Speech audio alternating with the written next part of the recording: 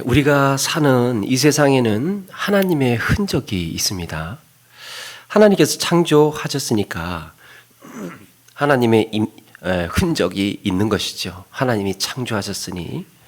장경철 교수님이 그 흔적 신학이라는 책에 이런 내용을 썼는데요. 성경은 하나님과 세계 사이의 관계를 이 창조자와 작품 사이의 관계, 즉 화가와 그림 사이의 관계로 비유한다.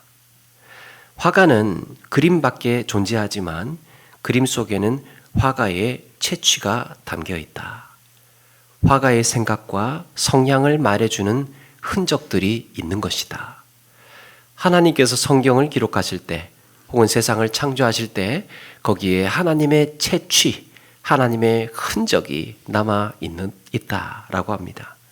사실상 우리는 이 세계 속에서 하나님의 다양한 흔적들을 만나는데 이 흔적들은 하나님을 드러내는 계시적 파편이 된다. 세상 도처에 이 창조세계 모든 곳에 하나님의 계시적 파편들, 조각들이 그렇게 있다는 것입니다. 하나님의 흔적은 자연 속에 인간의 삶의 사건들 속에 그리고 인간 내면의 영혼 속에 드러나 있습니다. 그래서 시편 기자는 시편 19편 1절에 이렇게 노래합니다. 하늘이 하나님의 영광을 선포하고 궁창이 그 손으로 하신 일을 나타내는도다. 하늘, 이 하늘은 하나님의 영광을 선포하고 있고 그 하늘은 하나님이 하신 일을 나타내고 있다는 거예요. 수많은 별들과 그 웅장한 하늘, 이 모든 것들을 보라고, 해와 달과 별들을 보라고, 이 세계를 보라고 그러면서 하나님의 일을 나타내고 있다고 합니다. 찬송가 566장도 이렇게 하나님의 흔적을 노래합니다. 2절에 보니까 온 천하 만물이 그림책 같으니 그 고운 그림 보아서 그 사랑 알아요. 온 천하 만물을 보고 하나님의 사랑을 안다고 합니다. 4절에도 저 푸른 하늘의 수많은 별들도 주 하나님의 사랑을 늘 속삭이지요. 이렇게 하나님이 창조하신 이 세계에는 하나님의 흔적을 감추어 놓으셨습니다. 오늘 말씀에도 이 세상의 창조물 중에 혹은 우리의 일상에서 관찰되는 모습 중에서 이 이해하지 못할 기이한 것들이 있음을 말씀하고 있는데요. 18절에 보니까 내가 심히 기이 여기고도 깨닫지 못하는 것 서너시 있나니 참 이상하다 싶어도 그렇게 원인을 알 수 없고 깨닫지 못하는 것 서너 가지.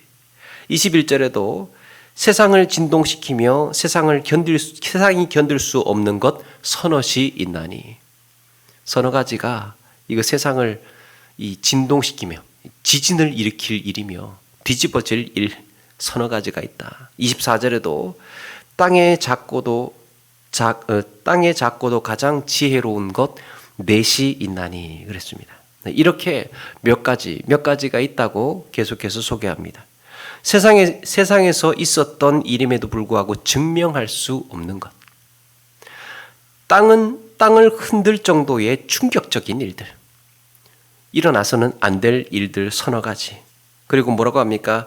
작고 하찮은 것인데도 오히려 배워야 할 것들이 있다. 이 세상에 그런 것들이 존재한다라고 합니다. 잠언 기자는 어쩌면 우리가 무심코 지나칠 수 있는 혹은 그저 그렇겠거니 원래 그런 거야 이렇게 당연하다고 생각을 했던 것 중에서 하나님의 놀라운 지혜를 발견할 수 있다고 말해주고 있는 거예요. 우리의 일상들을 가만히 들여다보아라. 자연, 하나님의 창조 세계를 유심히 관찰해 보아라. 거기에 하나님의 지혜가 숨어 있다. 그 얘기를 하고 있습니다. 하나님은 자연 속에서 우리의 일상 속에 이런 지혜를 감추어 두셨다는 겁니다. 이것이 하나님이 세상을 지으셨다는 하나님의 흔적이고 하나님의 지혜라는 겁니다. 시인 나태주 님이 지지난해인가 좋다고 하니까 나도 좋다라는 수필집을 냈는데요. 아마도 거기에서 나온 이야기로 제가 기억을 하는데 무슨 내용이냐 하면 꽃을 볼 때 여러분들은 그 꽃을 어떻게 보십니까? 그냥 이렇게 쓱 지나가면서 야, 예쁘다. 이렇게 이제 기분이 좋아지죠. 그렇게 이야기하든가 아니면 너무 예쁘면 잠깐 멈춰서서 조금 그 꽃을 보면서 응시를 하든가 이렇게 감상을 합니다. 그런데 나태주 시인은 그 꽃에 아주 가까이 다가가서 꽃잎 하나하나에다가 말을 걸어보고 인사를 해보라는 겁니다. 꽃잎 얼마나 작습니까? 그 하나하나를 마주하면서 말도 걸어보고 인사도 해보라는 거예요. 꽃잎이 한두 개도 아니고 여러 개인데 국화 같은 거는 뭐 한 병 몇 개 되지 않습니까? 그런 꽃이 화분에 화단에 또 길가에 이렇게 흐드러지게 피어 있는데 그 많은 꽃들 중에 하나 골라서 친구 삼아 보라는 거예요. 꽃잎마다 가만히 들여다보면서 인사를 건네는 거예요. 안녕, 잘 지냈어? 사람들이 그냥 지나쳐서 서운했지? 나도 그래. 뭐 이렇게 말을 걸어 보라는 겁니다. 이걸 꽃잎 하나하나에다가 다 하고 나서 그 꽃을 다시 보면 이제는 꽃이 내게 말을 걸어오고 있는 것 같은 이런 느낌을 받는다는 겁니다. 인격적인 대화를 나눈 것이죠. 꽃을 하나의 아름다운 존재로 대우하는 겁니다. 그냥 예쁜 대상, 야 예쁘다, 끝 이게 아니고 예쁜 존재. 너무나 아름답고 예쁜 존재.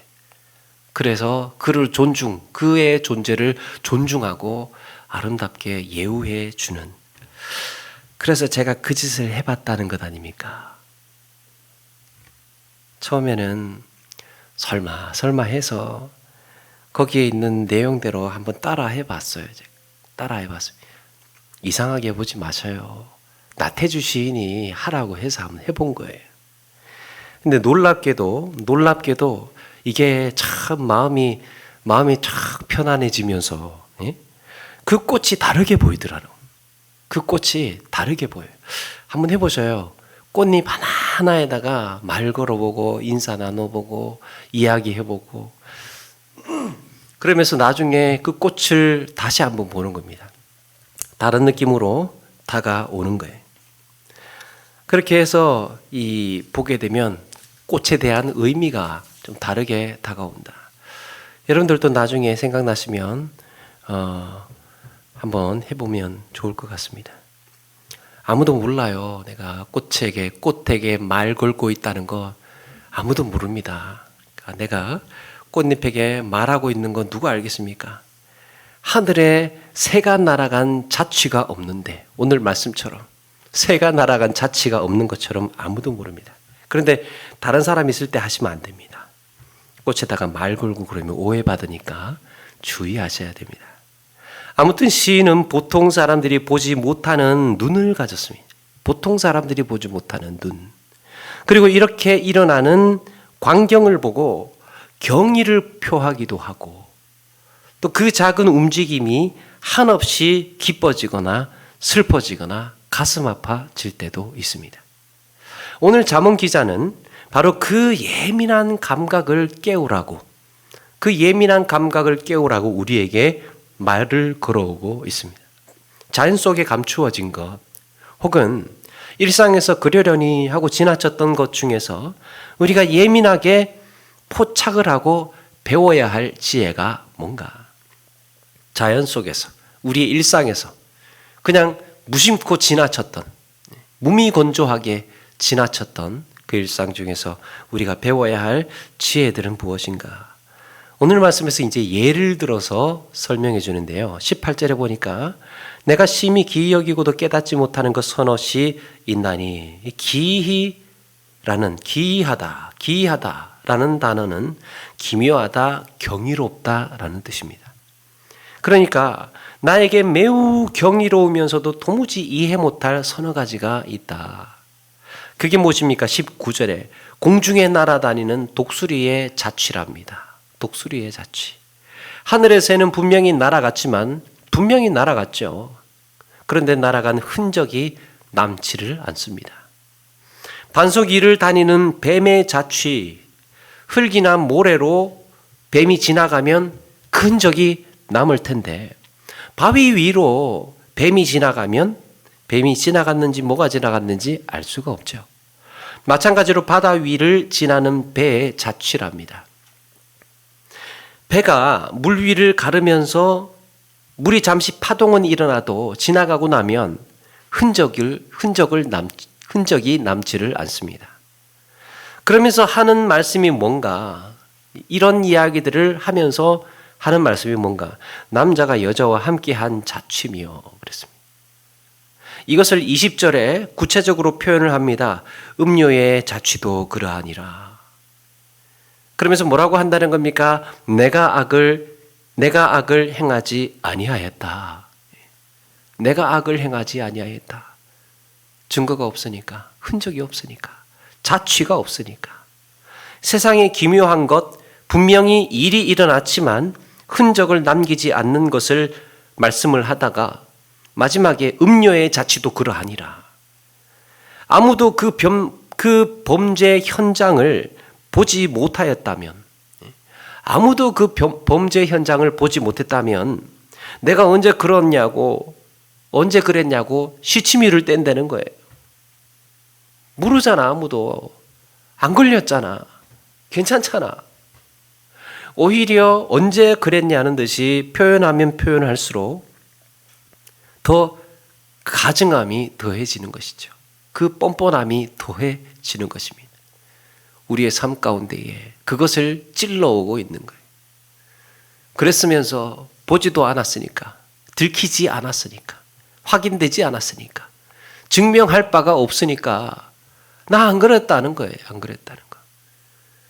그러면서 예를 들고 있는 것들이 세상에 그런 일들이 많아. 그런 일들이 많아. 그렇게 말하면 새가 날아가도 흔적 없잖아. 배가 지나가도 흔적 남지 않잖아. 바위 위로 뱀이 지나가도 흔적이 안 남아. 네가 하는 것도 똑같은 그런 거야. 그걸 말씀하고 있는 겁니다. 성경은 이렇게 범죄를 행하였으나 전혀 자취를 남기지 않는 이 용이 주도한 행적을 폭로하고 있습니다. 증명하지 못한다고 해서, 자취가 남지 않는다고 해서 그 죄가 사라지는 것이 아님을 말씀하고 있는 거예요. 중요한 것은 이것을 하나님이 알고 계신다는 겁니다. 이것을 기록하고 있다는 것은 하나님이 그것을 알고 있다는 거예요. 원래 세상이 그런 거 나도 알고 있어. 왜? 내가 세상을 그렇게 지었거든. 너희가 그런 마음을 쓴다는 것도 알고 있다. 그게 다 하나님의 창조의 원리 속에, 섭리 속에 다 그렇게 사람들이 죄를 짓고 악을 행하면 그렇게 감추는 것 다 그런 원리 속에 다 들어가 있다. 이 사실을 성경을 읽고 있는 우리에게도 알으라고 가르쳐주고 있습니다. 이런 거, 하나님께서 이런 건 나도 알고 있으니까 너희들도 인지하고 있어라. 사랑하는 여러분, 세상은 몰라도, 세상에서는 자취가 남지 않아도 우리 하나님께서는 알고 계셨고 보고 계신다는 사실을 믿으시기 바랍니다. 세상에서 일어나는 모든 일은 감추어지지 않고 때가 되면 다 드러나고 밝혀진다는 겁니다. 성경은 하늘에 나는 새와 뱀이 지나간 자리를 통해서 세상은 몰라도 하나님에게는 감출 수 없음을 가르쳐주고 있습니다. 지나간 자취가 남지 않는다고 해서 일어나지 않은 일이 아니다. 행하지 않은 일이 아니다. 그걸 지나간 자취가 남지 않는 그 모습을 보고 너희가 깨닫고 알고 있으라. 세상에서는 감추어져도 하나님께서는 아신다는 사실을 우리 다시 한번 돌이켜보면서 하나님을 의식하며 그렇게 살아가시는 우리 모두가 되기를 바랍니다. 두 번째는 21절에 세상을 진동시키며 세상이 견딜 수 없게 하는 것 서너시 있답니다. 이 세상을 진동한다. 지진이 일어날 정도, 땅이 흔들릴 정도, 그래서 견딜 수 없을 정도의 기가 막힌 일이 서너 가지가 있다는 거예요. 그게 뭡니까? 21절. 종이 임금된 것. 종이 임금이 된 것. 이것은 물론 낮은 지위에 있는 사람이 통치자가 되어서는 안 된다 하는 말이 아니에요. 자격이 없는 자가 통치자가 되는 것을 말씀하고 있습니다. 성경 역사에 낮은 지위에 있는 자가 하루아침에 높은 자리에 앉게 되는 경우가 있죠. 대표적인 예로 요셉이 그렇죠. 노예의 신분으로 살다가 그것도 모자라서 감옥에 갇혀서 오늘 죽을지 내일 죽을지 모르는 삶을 살고 있었어요. 그때 그의 목숨은 너무나 가벼웠습니다. 그런데 바로를 만나고 하루아침에 대제국의 총리로 등극을 합니다. 그런데 이 일은 하루아침에 된 일이 아니에요. 오랜 세월 동안 하나님의 계획 속에서 차근차근 준비되고 있었던 일입니다. 그가 비록 노예의 신분으로 감옥에 있었으나 모든 준비가 다 되어 있었고 하나님의 때를 기다리고 있었을 뿐이에요. 그리고 하나님이 정확한 때에 맞추어서 그 열매를, 그 성취를 본 것입니다. 준비되고 있었습니다. 그런데 이런 인격과 자질이 준비되어 있지 않은 자가 권력을 잡게 되면 무슨 일이 벌어지겠습니까? 백성을 잔혹하게 압제하고 권력을 휘두르고 그 권력 하에 있는 사람들은 견딜 수 없는 고통을 받게 됩니다. 권력의 무서움. 인격과 자질이 준비되어 있지 않은 채 권력을 잡게 되면, 힘을 가지게 되면 막무가내로 도덕성 없이, 윤리적인 근거 없이 막 휘둘러 대는 것입니다. 또 23절에 미움받는 여자가 시집가는 것과 여종이 주모를 이은 것이니라, 이런 말씀이 있습니다. 여기에 미움받는 여자가 등장을 하는데 이 미움받는 여자가 시집을 간 것을 가리켜서 땅이 진동할 일이고 세상이 견딜 수 없는 일이라고 합니다. 미움받는 여자가 어떤 여자인가 하면, 의역을 좀 하면 싸우기를 잘하는 여자, 도덕적으로 허물어진 여자. 이런 여인이 결혼을 했을 때 무슨 일이 벌어집니까? 가정이 풍성해지고 행복해지는 것이 아니라 남편과 자녀들이 견딜 수 없는 고통을 당한다는 겁니다. 견딜 수 없는 고통. 또 견딜 수 없는 일이 무엇입니까? 여종이 주모가 되는 거예요. 주모는 여주인을 말합니다. 집주인. 결혼한 여자를 시중드는 가정의 여종이 어느 날 갑자기 여주인이 됩니다. 물론 될 수도 있죠. 여종도 여주인 될 수 있습니다. 그런데 여기서 말씀하는 것은 자신이 섬기던 주인의 자리를 빼앗은 경우를 말해요. 자기가 섬기던 주인을 빼앗고 여종이 그 자리를 차지하게 되는 것입니다. 아브라함의 아내 사라에게는 하갈이라는 여종이 있었죠. 그런데 하갈이 아들을 낳고 나니까 그 집안의 분위기가 어떻게 바뀌었겠습니까? 하갈의 아들과 하갈 중심으로 그 집안의 이 구도가 달라지는 거예요. 아브라함을 비롯해서 온 집안의 관심이 그 아들에게 집중되고 이 하갈에게도 급상승하는 거예요. 하갈의 위상이 급상승하는 겁니다. 자연히 이스마엘을 낳은 이 하갈의 위상이 하늘을 찌르듯이 기고만장해졌을 겁니다. 예전에는 그 여주인 사라가 죽으라고 하면 죽을 신용까지 했던 이 하갈이 아들을 낳고 나니까, 세상에 아들을 낳고 나니까 주인님 왜 그러세요? 하루 이틀도 아니고 막 이런 식으로 묘한 이 권력 구도가 새롭게 생겨나는 거예요. 나중에는 사라도 함부로 할 수 없는 위치까지 올라갑니다. 그 견딜 수 없는 분노를 사라는 화병이 생길 지경입니다. 나중에는 견디다 못해서 아브라함에게 사생결단을 하고 내쫓으라고 합니다. 성경에는 점잖게 말을 하지만 그 분위기가 어땠을까? 당신이 나를 택할 건지 하갈을 택할 건지 결정하라고. 나는 같이 못 사니까 그 말을 한 겁니다. 나를 쫓아내든지 하갈을 쫓아내든지 하란 말이야. 견딜 수 없는 상황, 견딜 수 없는 상황에 처해진 것. 사라의 편에서 생각을 하면요, 하갈은 아들을 낳고 나서 더욱더 조심해야 했습니다. 그래도 내 주인이 내가 이렇게 자식은 낳았지만 그래도 우리 주인의 마음은 얼마나 속이 상할까. 이런 마음으로 이 하갈은 좀 더 낮아지고 주인에게 깍하게 섬겨야 했던. 성경에는요, 이삭이 이제 젖을 떼는 날 이스마엘이 희롱한 사건을 가지고, 이게 단편적인 사건을 가지고 말씀을 하고 있는데, 이거는요, 그동안에 있어 왔던 그 사라의 서러움과 응어리가 이 사건을 통해서 폭발했다고 보아야 됩니다.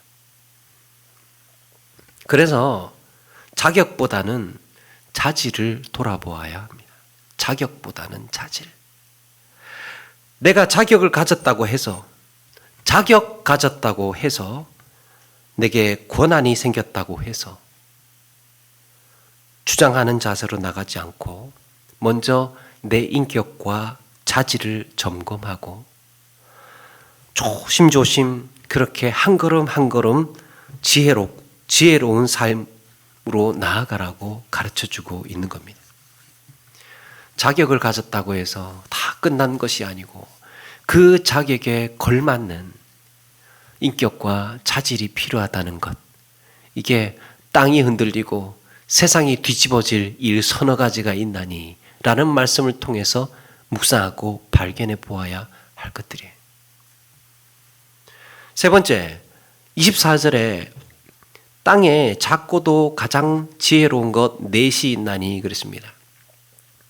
땅에 사는 생물 중에 작으면서도 지혜로운 건 넷이 있다는 거예요. 어찌 보면 이 땅에 작고도 이런 표현을 보니까요, 우리는 쉽게 하찮게 생각할 수 있는 것들입니다. 그냥 아무것도 아닌 것처럼 생각을 할 수 있습니다. 대수롭지 않게 흘려 넘길 수 있는, 무시하고 넘길 수 있는 이런 생물들의 모습을 보면서 거기에 지혜가 있다는 것을 말해줍니다. 어디서 발견하게 됩니까? 먼저 먹을 것을 여름에 준비하는 개미. 세상에 자기 힘을 믿고 힘이 있다고 해서 앞날을 예비하지 않고 앞날을 예비하지 않고 있다가 낭패를 당하는 이런 사람들이 이 세상에 있음을 말씀하고 있죠. 우리가 잘 아는 개미와 배짱이 이야기가 그런 것 아닙니까? 여름에 배짱이는 시원한 나무 그늘에 누워서 낮잠도 자고 바이올린 켜면서 풍류를 즐깁니다. 여름이 너무나 놀기 좋은 계절이에요. 그런데 개미들은 그 여름에 땀을 뻘뻘 흘리면서 양식을 모으고 땔감을 모으면서 일을 합니다. 배짱이가 보다 못해서 조롱을 하죠. 아니 지금 때가 어느 때인데 이렇게 날 좋은데 시원한 그늘에서 좀 노래나 좀 하고 수영이나 좀 하고 그러지 뭐 하는 일이냐고, 이 더운데 놀 땐 놀아야지 언제 즐기냐. 그런데 개미들이 그 떼약볕에 땀을 흘리면서 견디면서 수고하는 이유가 무엇입니까? 겨울이 오고 있기 때문이죠. 앞으로 일어날 일에 대해서 준비하는 태도를 개미에게서 배우라는 겁니다. 그 위대하고 그 훌륭한 사람들조차도 하지 않는 것, 그 미물인 개미에게서 배워라. 다가올 날들에 대해서 미리 준비하는. 또 26절에 약한 종류에 대해 집을 바위 사이에 짓는 사반과 이런 표현이 있습니다. 사반에게서도 배우라는 거예요. 혹시 사진이 준비됐나요? 예, 저게 사반이랍니다. 여기 이제 사반이 등장을 하는데 이게 무슨 동물이냐라고 했을 때 이제 여러 가지 이 설이 있는데 저게 이제 바위 너구리라고 하는 동물인데 이 바위 틈에 집단을 이루면서 사는 초식 동물이라고 합니다. 혹시 이 대구권 동물원 같은 데서 보셨는지는 모르겠습니다. 이 바위 너구리에게 뭘 배워야 될까? 저 바위 너구리한테 뭘 배워야 될까? 바위 너구리는요, 천적이 접근하지 못하도록 높은 바위 틈새에 산다고 합니다. 높은 천적이 접근하지 못하도록. 접근하기 어려운 바위 틈새에 산다는 거예요. 그리고 그 중에 이제 하나가 보초를 서서 위험 신호를 보내면 재빨리 숨어버린다고 합니다. 이 연약한 동물은 맹수처럼 다른 동물을 공격할 수 있는 능력도 없어요. 그렇게 생겼지 않습니까? 맹수처럼 다른 동물을 공격할 수 있는 능력도 없고, 그렇다고 해서 고슴도치나 뭐 딱딱한 그 갑이 있는 거북이처럼 이 자기를 방어할 수 있는 수단이 있는 것도 아닙니다. 대신에 뭐가 있냐?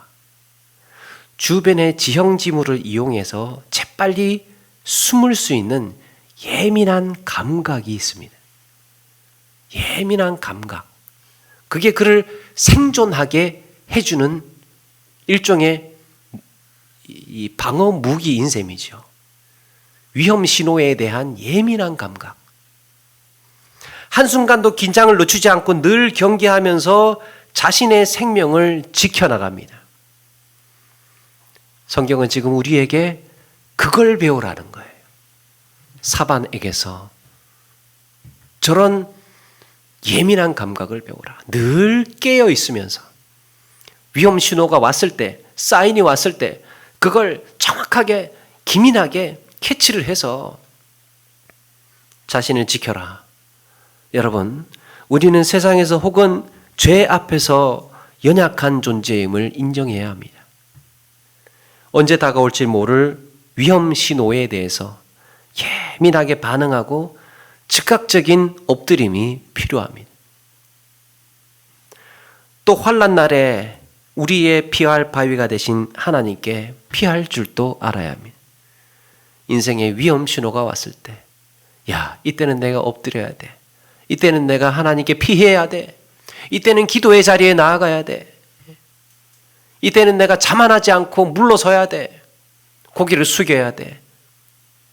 빨리 나를 방어하고 빨리 나의 몸을 지켜야 돼. 영적인 면이든지 우리의 삶의 면이든지 간에 항상 긴장을 늦추지 않고 늘 경계해 나가는 사반에게서 배워라.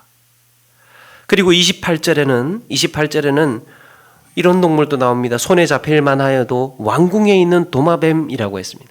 도마뱀. 이 땅에 작고도 지혜로운 것에 이 도마뱀이 속한답니다. 왕궁에 사는 도마뱀에게는 어떤 지혜를 발견할 수 있을까? 실제로 그 당시에는 이 왕궁에서도 도마뱀들이 어렵지 않게 발견되었던 것 같아요. 왕궁에 도마뱀들이 이렇게 일상적으로 다녔던 것 같습니다. 지금 생각하기에는 도마뱀이 혐오스러워서 이거 어떻게 이런 도마뱀을 왕궁에 왔다 갔다 하게 할 수 있느냐 생각할 수도 있으나 중요한 것은 도마뱀이 왕궁에 산다는 겁니다. 이것은요, 그 시대 사람들의 그 도마뱀에 대한 인식이 좀 필요한 것 같아요. 만약에 여러분, 이 왕이 사는 왕궁에 이 독사가 출현했다면 어떻게 되겠습니까? 독사가 출현하면 왕궁에 있는 호위병들이 총동원돼 가지고 이 뱀 잡아야 된다고 뱀 잡으러 다니지 않겠습니까? 또 사자나 표범 같은 사나운 맹수가 왕궁에 나타나게 되면, 왕궁에 어슬렁거리고 다니게 되면 이 무슨 일이 벌어집니까? 재빨리 그 맹수를 잡아야 되죠. 가만 내버려 둘 수가 없죠. 위험하니까. 독사는 독이 있으니까. 그런데 여러분, 도마뱀은 날카로운 이빨도 없고 독도 없는 그 조그만한 동물이에요. 요즘에는 이 도마뱀 애완용으로도, 손바닥만한 것 애완용으로도 키우는 이런 작은 도마뱀을 말합니다. 그러니까 제가 어렸을 때, 그 시골에 살 때요, 저희 집에 두꺼비가 그렇게 많았어요. 두꺼비가 많았는데 평소에 이 부엌에도 두꺼비들이 막 들어오고 그랬습니다.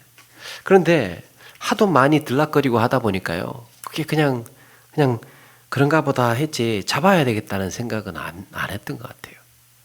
전혀 위협적이지가 않습니다. 위협적이지가 않아요. 여러분, 이겁니다. 도마뱀에게는 강한 이빨도 없고 치명적인 독도 없어요. 이 치명적인 약점들이에요. 도마뱀은 이빨도 없고 이 독도 없어요. 사납지도 않습니다. 이 치명적인 약점이 오히려 적대감을 불러일으키지 않게 했고, 급기야 누구나 살고 싶어하는 왕궁까지 살 수 있는 영예를 누리고 있다는 겁니다. 손에 잡힐만 하여도 라고 했죠. 손에 잡힐만 하여도 얼마든지 잡으려면 잡을 수 있어도 위협이 되지 않는 도마뱀, 놀랍지 않습니까? 그렇게 사나운 사자도 살지 못하는 왕궁, 그렇게 맹독이 있는 강한 이 독사도 살지 못하는 왕궁, 그 왕궁에 오히려 도마뱀이 이빨도 없고 독도 없는 그 약하디 약한 도마뱀이 왕궁을 거닐 수 있다는 거예요.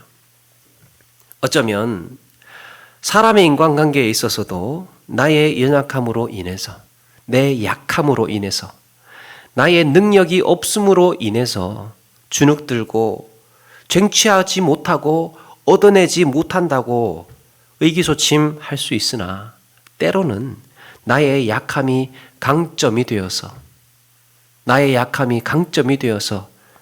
더 놀라운 영예를 누리며 살 수 있음을 가르쳐 줍니다.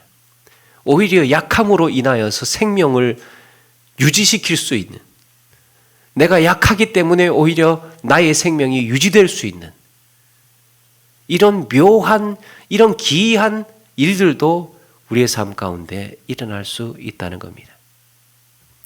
이빨을 드러내지 않고 사나운 발톱을 드러내지 않아도 충분히 좋은 관계에서 아름다운 공동체를 이루며 인간관계를 또 만들어갈 수 있다. 내가 굳이 그렇게 강한 척하고 힘을 내세우고 나의 용맹무쌍함을 드러내면서 거기를 휘어잡아야 하고, 내가 있는 소속되어 있는 곳을 거느려야 하고 군림해야 하지 않아도 충분히 아름답게 그들과 영예를 누리며 함께 거닐 수 있음을 가르쳐주고 있습니다. 참 겸허하고 낮아지는 가운데에 누릴 수 있는 영예인 것이지요.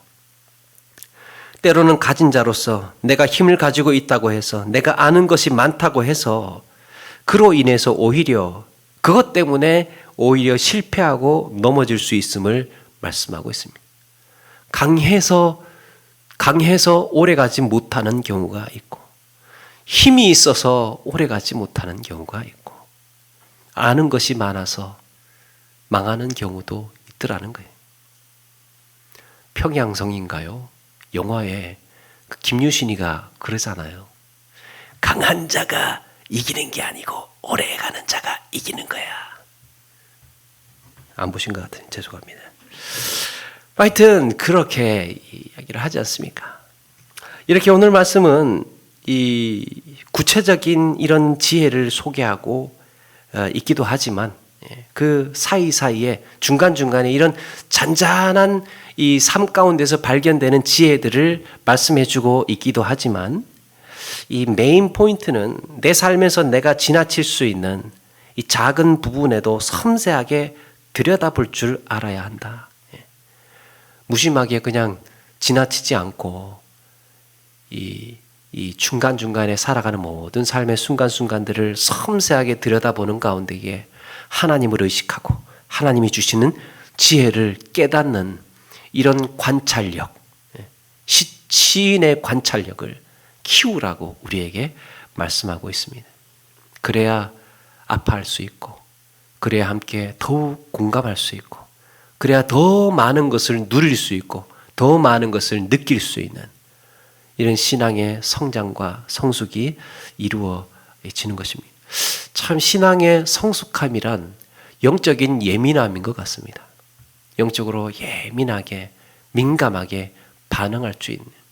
우리는 다 똑같지 않습니까? 우리가 강하면 얼마나 강하고, 우리가 힘이 세면, 인간의 힘이 세면 얼마나 힘이 세고, 가졌으면 또 우리가 얼마나 많이 가질 수 있겠습니까? 중요한 것은 이 주어진 것에서 얼마나 더 알차게 누리고 얼마나 더 풍성하게 느끼고 얼마나 더 감사하고 얼마나 더 기뻐하고 그렇게 할 수 있느냐.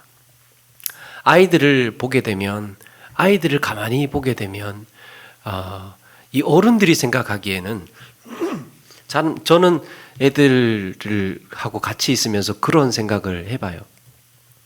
어른이 생각하기에는 아무것도 아닌 일, 어른들이 생각하기에는 진짜 별것도 아닌 일 가지고 애들은 펄짝펄짝 뛰면서 그렇게 좋아하더라고요. 그렇게 좋아.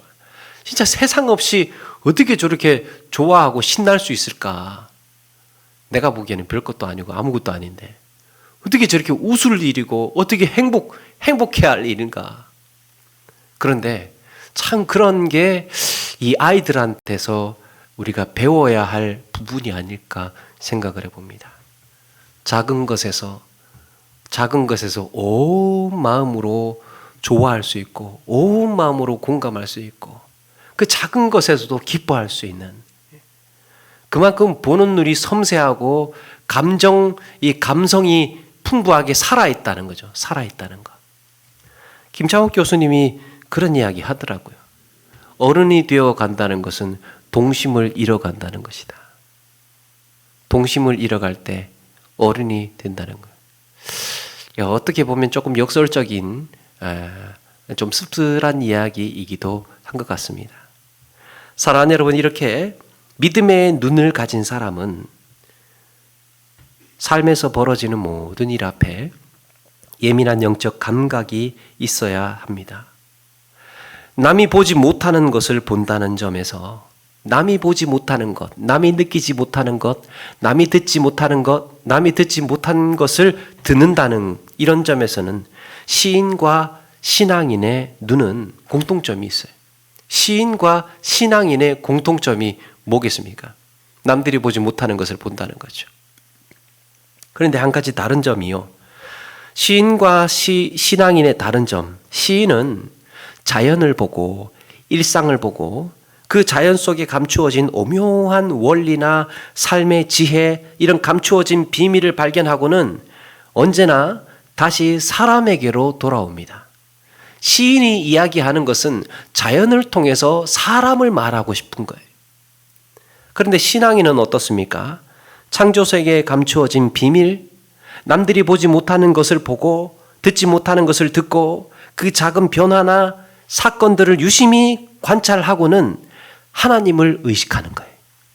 작은 일, 미세한 일들을 관찰을 하고 나서 결국에는 하나님을 의식하고 있는 겁니다. 하나님의 사인일까? 이게 무슨 뜻일까? 하나님께서 나에게 무슨 지혜를 가르쳐 주시기 위해서 내가 이런 것을 느꼈을까? 이게 하나님을 의식하는 이 사고 구조. 시인의 시선은요, 자연을 보고 사람을 이야기를 합니다. 신앙인의 시선은 자연을 보고 하나님을 이야기합니다. 시인의 대화 상대는 비인격적인 식물이나 동물을 거쳐서 사람을 노래하는 거예요. 신앙인의 대화 상대는 세상의 모든 창조 세계를 거쳐서 하나님을 향하고 있습니다. 세상에 있는 모든 창조 세계를 통해서 결국에는 하나님을 대화 상대로 하고 있는 것입니다. 그러므로 시인의 시선은 사람에게 맞추어져 있고 신앙인의 시선은 결국 하나님에게 맞추어져 있습니다. 저는 이런 말씀을 준비하면서 놀랍다 생각을 했는데 여러분들도 속으로 놀라워하시리라 믿습니다. 우리의 시선은 어디에 고정되어 있는가? 시인과 신앙인의 공통점과 차이점, 놀랍지 않습니까? 보지 못한 것들에 대해서 본다는 점에서는 같지만 사람에게 향하고 있느냐, 하나님에게 향하고 있느냐의 차이를 사랑하는 여러분, 우리는 시인이면서도 한편으로는 시인이면서도 우리의 고백은 신앙인이어야 하지 않겠습니까? 우리의 삶에서 일어나는 모든 일들 중에서 가을에 날씨도 좋고 단풍도 아름답지 않습니까? 이 모든 것들을 바라보면서 하나님과 대화를 하고 하나님을 의식하고 하나님께 나아가는 그로 인하여서 하나님께 찬양거리가 되고 우리가 살아가는 모든 삶의 이런 순간순간들이 하나님을 높이는 이유가 될 수 있는 이런 삶을 살아라고 성경에서 우리에게 가르쳐주고 있습니다. 말씀을 마칩니다. 숨가쁜 모든 일상의 삶이, 우리의 모든 삶이 여러분 말씀으로 해석이 되어야 지혜로운 삶이에요. 말씀으로 해석이 되어야 지혜로운 삶이에요. 내 욕심으로 해석이 되고 내 교만으로 해석이 되고 내가 가지고 있는 상처로 일어났던 사건을 해석을 한다면 좋은 결과가 나오지를 못합니다. 그런데 숨가쁘는 모든 일상 중에서 그 일상들을 하나님의 말씀으로 해석을 하게 되면 감사고 가르침이고 지혜라는 것입니다. 우리의 눈에 보여지는 이 모든 자연이며 인간관계며 모든 상황을 하나님과 연결지어 볼 줄 알아야 지혜로운 삶이라고 가르쳐주고 있습니다. 모든 일들을 하나님과 연관지어서 생각을 하는 겁니다. 세상에 감추어진 하나님의 지혜, 세상 속에 묻어있는 하나님의 흔적, 매일의 삶에서 그것을 찾으면서 지혜를 얻으시고 이런 지혜를 주신 하나님 찬양하면서 그렇게 사시는 저와 여러분 되기를 주님의 이름으로 축원합니다.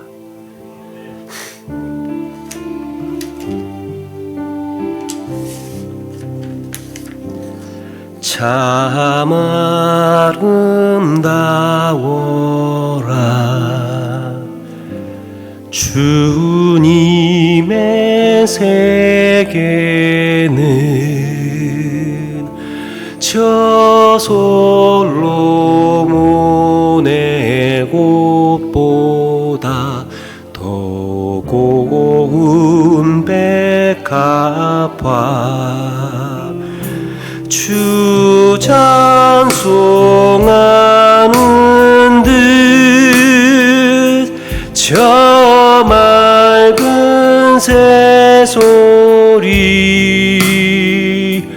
내 아버지의 지으신 그 솜씨 깊도다 참 아름다워라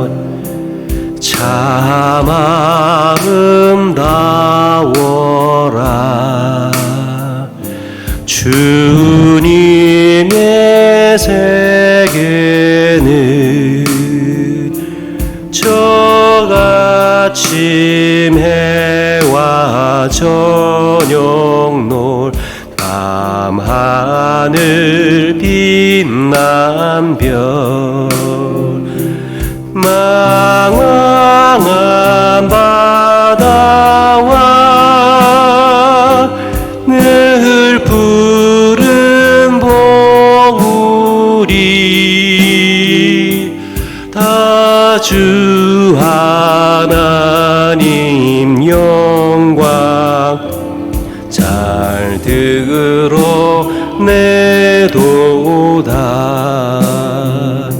참 아름다워라 주님의 세계는 저 산에 부는 바람과 잔잔한 시냇물 그 소리 가운데 주 음성 들리니 주 하나님 날 뜻하도다. 아멘. 네, 우리 말씀 기억하면서 잠시 한번 기도하며